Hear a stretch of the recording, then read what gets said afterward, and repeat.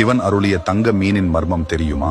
63 நாயன்மாரில் ஒருவரான அதிபத்த நாயனார் மீன் பிடிப்பதை தொழிலாக கொண்டிருந்தவர்.